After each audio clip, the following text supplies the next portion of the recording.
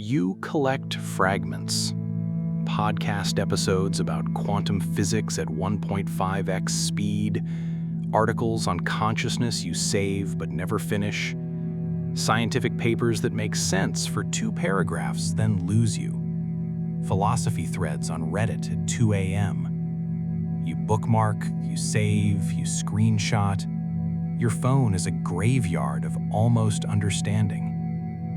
You think you're scattered, intellectually undisciplined, unable to commit to one way of knowing. You're not. You're doing something very specific.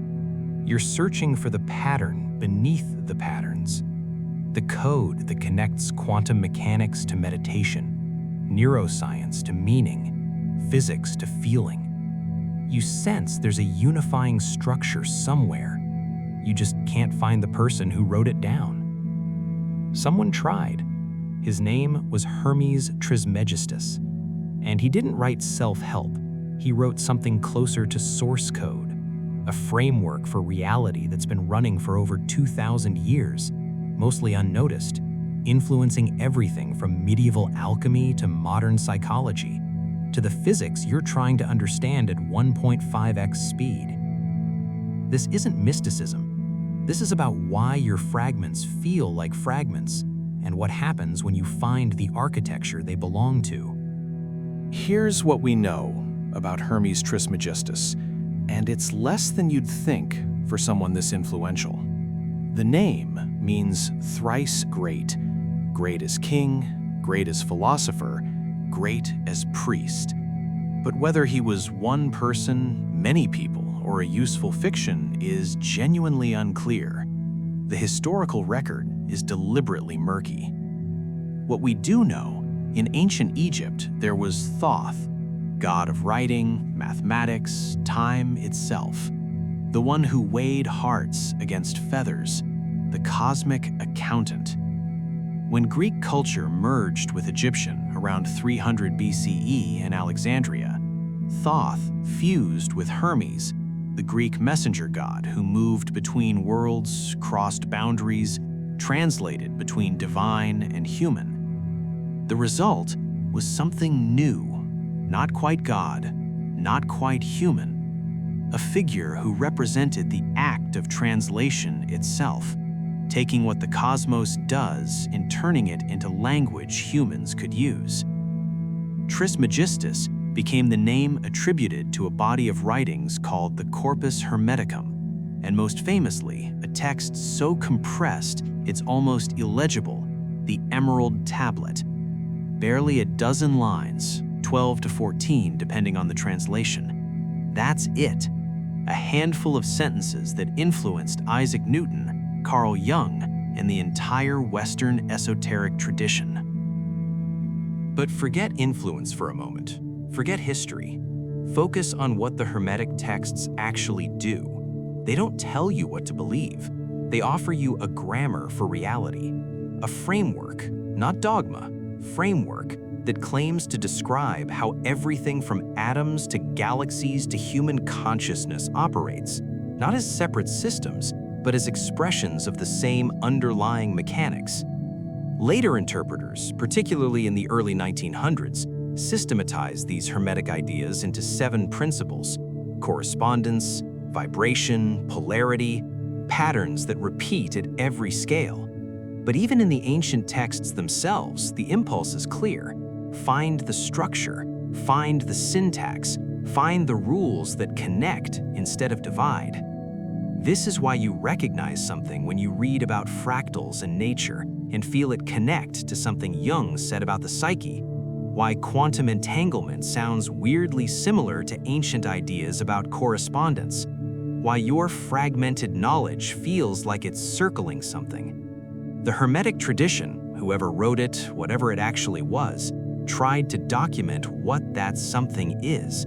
Not in the language of modern science, obviously, but in a framework persistent enough that it's been rediscovered, renamed, and recycled through every era since.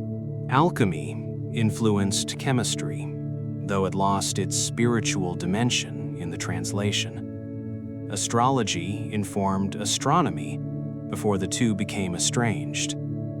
Hermetic psychology shaped depth psychology, particularly through Jung's obsession with these texts. The content changed, adapted, split, but the impulse, defined patterns, to connect inner and outer, to refuse the separation of mind and matter, that didn't. Here's where it gets uncomfortable. The fragments feel fragmented because we've been trained to keep them separate. Science deals with measurable reality. Philosophy deals with meaning. Religion deals with transcendence. Neuroscience explains consciousness as neurons firing. Meditation explains consciousness as awareness itself. These aren't different subjects. They're different languages describing the same territory, and we've lost the map that shows how they connect. The Hermetic tradition offered that map, not as dogma, the texts are too terse for dogma, but as architecture, a way of thinking that doesn't force you to choose between fact and feeling, between mechanism and meaning. This is what thrice great actually signifies. Not superiority, synthesis. The ability to hold king, material world, philosopher, intellectual world, and priest, experiential world, in the same framework without collapsing one into the others. You know what that feels like. You've experienced it in moments when the scientific explanation and the felt experience and the philosophical implication all click into place simultaneously. Brief flashes where nothing contradicts anything else, where it all fits. Those moments aren't accidents. They're glimpses of what the Hermetic tradition tried to systematize. The Emerald Tablet, the most famous Hermetic text, starts with a strange declaration. True, without falsehood, certain and most true. Why begin that way? Why insist on truthfulness before saying anything true? Because what follows isn't provable in the way we usually prove things. It's not an argument. It's not evidence-based. It's something else, an axiom set, foundational assumptions from which everything else derives. The most famous line, as above, so below. Not poetry, precision. Originally, this described correspondence between spiritual planes, the divine realm mirroring the earthly realm, the macrocosm reflecting in the microcosm. Modern thinkers see echoes of this principle in fractals, scaling laws, self-similarity. The structure organizing galaxies resembles the structure organizing atoms, ecosystems, neural networks, societies. Different vocabulary, but the same observation. Reality has patterns, and they're consistent across scales. You see this when you notice that branching trees look like river deltas, look like lung tissue, look like lightning, look like neural pathways. That's not metaphor. That's the same algorithm expressing itself in different substrates. The Hermetic texts called it correspondence. We call it emergence, complexity, self-organization. Same insight appearing in different domains. This is why your fragments resonate. They're not separate insights. They're the same insight appearing in different languages. But here's what the Hermetic tradition did that modern knowledge doesn't. It connected the outer patterns to inner experience. Correspondence doesn't just mean atoms mirror solar systems. It means your psychological structure mirrors cosmic structure. The way you think mirrors the way reality organizes itself. This sounds mystical until you hit it from the other direction. Cognitive science now tells us that consciousness isn't generated by the brain, it's how the brain's activity appears to itself. Quantum mechanics suggests observation affects reality. Psychology shows that attention shapes what becomes conscious. All of these are saying mind isn't separate from matter. It's not even a different category. it's a different description of the same thing. The Hermetic texts suggest a principle that would later be formulated as the all is mind, not your personal mind, the underlying process, reality as fundamentally mental, not fundamentally material. That's not religion, that's a different starting axiom. Instead of asking, how does dead matter become conscious, which no one can answer, you start with, what if consciousness is foundational and matter is how it appears? Suddenly, everything you're collecting makes sense in a different configuration. If this shift just happened in your head, if something clicked, you're part of a specific minority who can hold two frameworks simultaneously without needing one to destroy the other. Comment correspondence if you felt it. Here's why this matters now, specifically now, in 2025. We're living through the most spectacular fragmentation of knowledge in human history. Infinite information, zero integration. You can know everything about one thing and nothing about how it connects to anything else. Specialists who understand their domain perfectly but can't translate it to anyone else. Scientists who map the brain but can't explain why consciousness feels like something.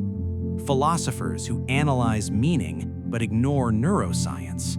Meditators who access states of consciousness science refuses to study. And you, caught in the middle, trying to assemble a coherent picture from incompatible puzzle pieces. This isn't your failure. This is the natural endpoint of 500 years of reductionism. Breaking things into smaller and smaller parts worked brilliantly for building technology. It fails completely at understanding experience. The Hermetic tradition offers the opposite move. Not reduction, correspondence. Not smaller parts, repeating patterns. Not specialization, integration. It's not saying science is wrong, it's saying science is one language describing a multilingual reality. Learn the others, find the grammar they share. So what was Hermes Trismegistus, really? Not a historical figure you can pen down, not a god you worship. Something stranger, a personification of a particular kind of knowing. The kind that crosses boundaries instead of defending them, that translates instead of choosing, that finds patterns instead of policing categories. You've been doing Hermetic work without knowing it. Every time you connect a scientific concept to a felt experience, every time you notice that what physics describes mathematically and what meditation accesses experientially might be the same thing, every time you refuse to accept that meaning and mechanism are separate magisteria. The texts attributed to Hermes aren't scripture, they're scaffolding, a framework that lets you hold your fragments without forcing them into premature coherence. Because correspondence doesn't mean everything is the same. It means everything follows similar patterns, which means you can learn the patterns and navigate any domain. We're going deeper. The Emerald Tablet waits, a dozen lines containing more compressed wisdom than most people encounter in a lifetime. But first, you needed to know you're not scattered, you're searching. And someone, somewhere, 20 centuries ago, tried to write down what you're looking for. In the next episode, we open the text itself, the Emerald Tablet, line by line. As above, so below. What does that actually mean when you strip away the mysticism? Why did Newton keep a personal translation hidden in his papers? Why does a text about spiritual planes sound eerily like modern physics describing fractals and scale invariance? 12 lines. We'll take them apart carefully. You'll see why this isn't ancient poetry, it's ancient precision, a compressed manual for reading reality that's been hiding in plain sight for 2 millennia. This was the introduction, the context, the reason it matters. Next time, the code itself.